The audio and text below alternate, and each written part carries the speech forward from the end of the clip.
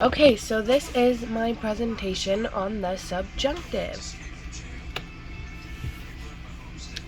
So what is the subjunctive? In English, it is a sentence construction used when discussing wishes, hopes, and other hypothetical situations. In Spanish, it's used to express a wish or a hope, and it is used essentially when you start off a sentence with hopefully, which starts with ojalá que. In English, hope is often expressed with the present tense. In Spanish, hope requires a subjunctive. So we can see the differences between English and Spanish because English is highlighted in blue and Spanish is highlighted in green. So the formula for forming a subjunctive is pretty simple. You start with the yo form in the present tense, then you drop the o, then you switch to the opposite endings. So the verbs that end in AR would switch to the ER endings, and the verbs that end in ER or IR would switch to the AR endings. Of course, there are some exceptions to this rule. There are regular verbs in the subjunctive because their present tense yo form doesn't end in O. So regular verbs in the subjunctive are dar, estar, saber, and ser. So dar would be conjugated like de, desde, demus, des, den. Estar would be conjugated like este, estes, este, estemus, estes, estem. Ir would be conjugated like vaya, vayas, vaya, vayamos, vayas, vayan.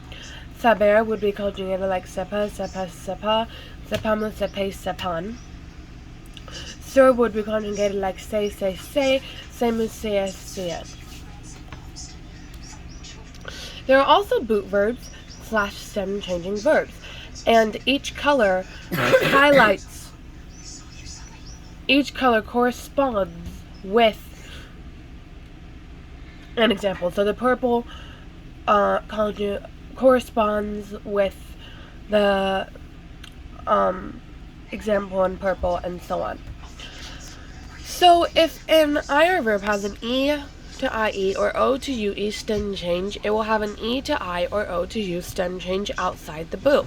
So an example of this would be mentir, which is conjugated like mienta, mientas, mienta, mienta, mentamos, mentais, mientan.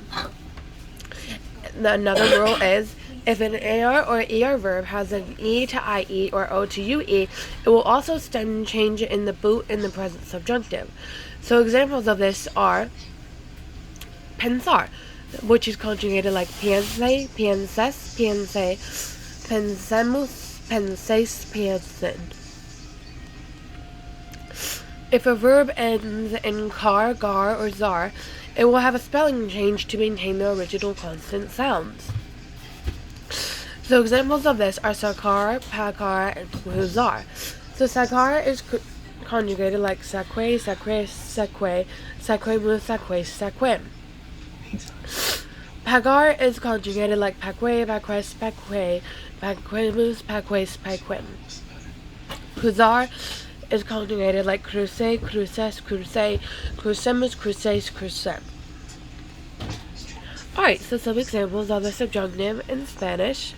So let's say we had a sentence in English that said, hopefully we will be able to go to the party. In Spanish, it would be, ojalá que podamos ir a la fiesta. Likewise, if we had a sentence in English that said, hopefully you will not lie to me, in Spanish, it would be, ojalá que no mientas a mí. And my exercise is make a sentence using the subjunctive in English and then translating it into Spanish. And yeah, that's all I have. That was my presentation on the subjunctive.